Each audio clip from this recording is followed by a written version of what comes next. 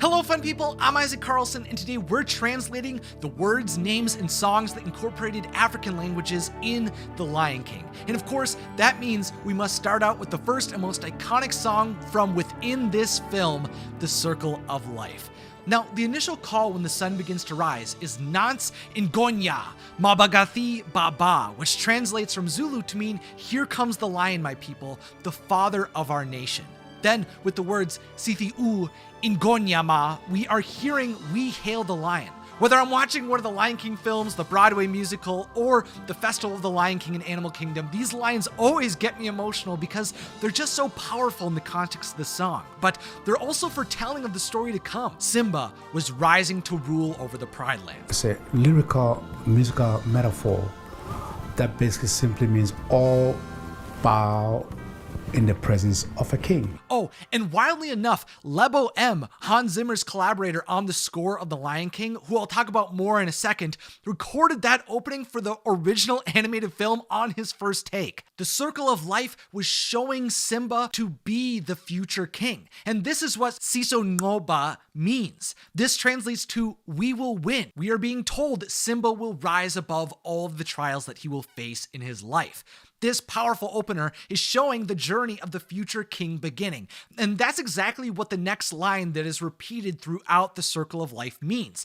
Ingonyama Ningwin Amabala translates to "the royal lion wears his leopard spots." This is a reference to the traditional African kings who wore leopard prints to showcase their royalty. Now, I'd like to acknowledge that I'm sure throughout this discussion, I'm not going to say every pronunciation right, but I'm just doing my best. I watched a pronunciation video many times before I started recording, which I was sent by one of my Patreon supporters who actually provided a lot of information for this discussion. So shout out to Raymond for helping me learn all of the most accurate translations and pronunciations within The Lion King. And also, thank you for pointing me towards one of the most fascinating elements that I learned about when it came to the integration of African languages into The Lion King's music. I was pointed towards the life of Lebo M. You see, when The Lion King was being developed, there was a desire to represent human elements of Africa in hopes of making The Lion King feel connected to this part of the world, since even though the story is about animals, it's human in nature.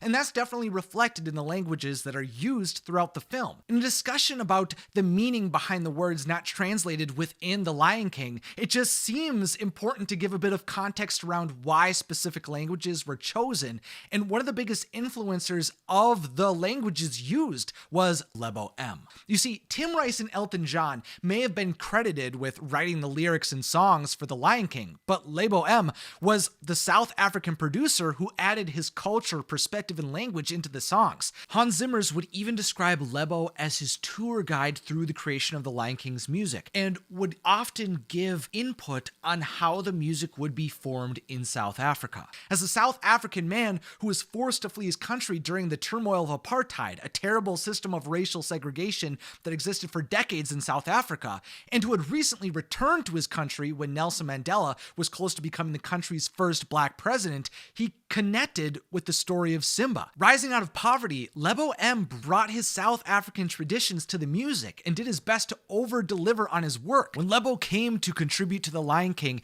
he immediately started writing lyrics and started to form a parallel story to The Lion King within his own mind. Looking back today, he absolutely elevated the songs with his contributions and effortlessly wove in the Zulu language within his music. And the other language that was frequently used in the movie was Swahili, which is often spoken in Kenya, the very location the film's leadership visited while they were researching the African savanna. There's a lot that they took from that trip that I'll talk about soon, but overall, Lebo M and the experience of the artists in Kenya was what informed the language integrations into The Lion King. Like Ingonyama means the lion in Zulu, which is why it is repeated so frequently throughout the Circle of Life and the rest of the music Lebo M worked on. And the name Simba actually means lion as well in Swahili, and that language was actually used to derive most of the character names in The Lion King. Now, sure, Mufasa has a name that means king and has some unclear origins, and Timon has a Greek name that means respect, but the rest of the characters have Swahili names. Nala, the lioness who helps save Simba from his sorrow, has a name that means gift. Pumbaa, the friendly, kind, and stinky warthog companion of Simba, has a name that means silly and foolish. Rafiki, the thoughtful, spiritual guide of Simba, has a name that means friend. Shenzi, the leader of the hyenas, has a name that means savage. And Shenzi's close companion, Banzai, has a name that means lurk. We also know Zazu means movement, Sarabi means mirage, and Serafina means bright star. Now, it's not actually until halfway through the movie that we hear any African languages integrated into the story again, at least in the animated movie. In the Broadway musical, there is a lot more integration of African languages, but in the animated version, we just have to wait until the demise of Mufasa and the introduction of Timon and Pumbaa so that we get to learn the Swahili phrase that literally translates to, "There are no concerns here." Hakuna Matata. Hakuna Matata. Hakuna Matata is a problem-free philosophy which was introduced to the filmmakers in Kenya. And once they learned that phrase, it was let loose into the story and became the central philosophy that Simba takes on when he's mourning the loss of his father. And this was the philosophy I took on when I was stressed about homework in elementary school. But for Simba, this mentality wouldn't be undone until a baboon would show him that his father was still alive. When Rafiki comes to Simba, he exclaims and repeats, "Asante sana, squash banana, wiwi nugu, mimi hapana." This phrase, probably not very surprisingly at this point, was also discovered in Kenya and was a well-known meaningless schoolyard chant that was repeated by one of the filmmaker's guides. Later on, the phrase was given to Rafiki to go wild with. What is that supposed to mean anyway? It means you're a baboon, and I'm not. But once Rafiki guides Simba to the realization that he must take his place as king, Simba charges towards the Pride Lands, and we get to hear Zulu again. First we hear Busa Le Lizwabo on repeat, which means rule this land, until the music transitions to Busa Lomlaba, meaning rule this nation. Simba is being called back to his home so that he can rise to become a leader. And that is solidified with the words Sabusa Le Lizwe, meaning you shall rule this land. When Simba is running through the desert, the initial phrases return again.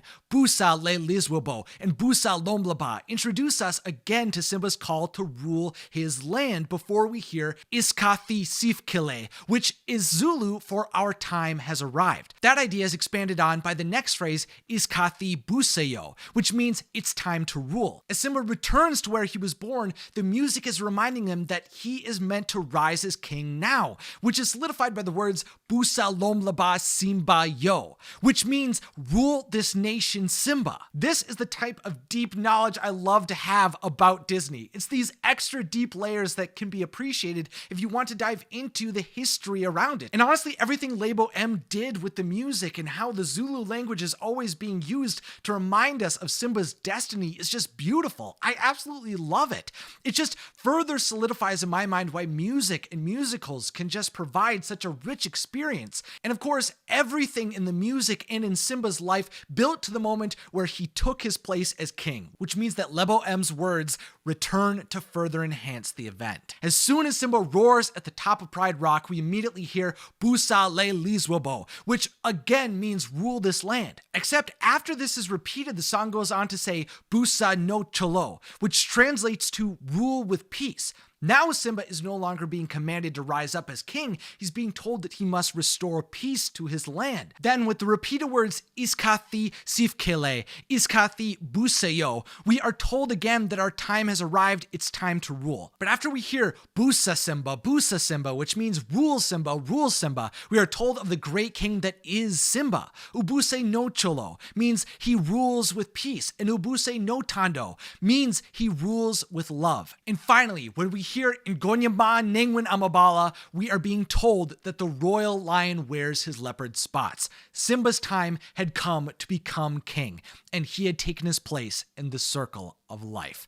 Fun people, this was a really fun video to be able to make. I got to learn a lot about the history, meaning, and influences behind one of the movies I've talked about and love the most. And it's videos like these that will always stand out to me. This was a special one, and I hope you enjoyed it too. Make sure to subscribe for more magical discussions. Let me know if you like another movie translated in the future, and thank you to all the fun people who help make my videos possible. If you'd like to help keep these Disney discussions free for everyone forever, consider joining my community on Patreon. Maybe you can help me make videos in the future like Raymond did. And finally, have a magical day.